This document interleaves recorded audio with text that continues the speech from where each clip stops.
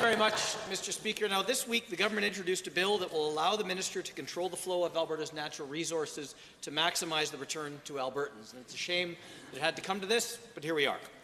Now, I understand the industry is generally supportive of the bill, but I feel strongly they should have assurances the government will not retain the power to arbitrarily dictate to whom and how their products will be shipped, and retain that power in perpetuity to the Premier.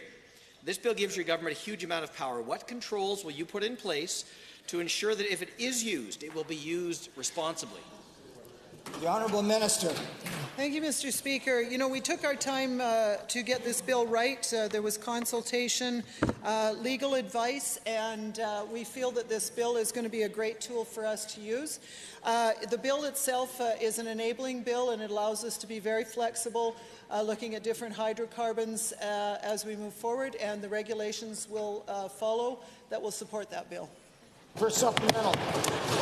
Well, thank you, Mr. Speaker. Now, given the extraordinary circumstances under which this bill is being introduced, and given the situation it seeks to rectify will hopefully be short-lived, again to the Premier, when this bill comes up for debate, we intend to bring an amendment that will add a sunset clause in the form of a legislative review in 2 years' time.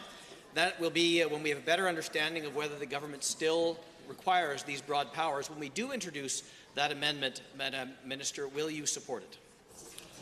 The Honourable Minister of Energy. Well, thank you, Mr. Speaker, and I certainly look forward to debating the bill in this House. But to be clear, as was referenced, it's sad that we've gotten to this state. This isn't legislation we're going to use lightly, but to be clear, we will use it if need be.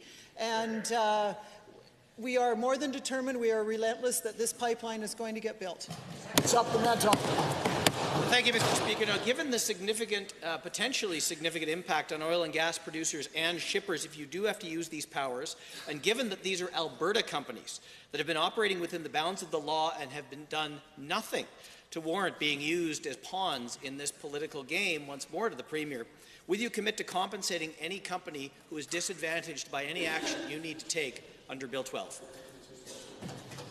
The Honourable Minister. Thank you, Mr. Speaker. You know, I met last Friday with many stakeholders representing hundreds of companies in our industry, and again, we all agreed that it's too bad we've gotten to this point, but we are united in the fact that something needs to be done. We certainly have broad support for what we're doing. I can quote Mark Schultz of the Canadian Association of Oilfield Drilling Contractors. I think it's very prudent and shows bold leadership on the part of the Premier, and it's certainly something we're supporting.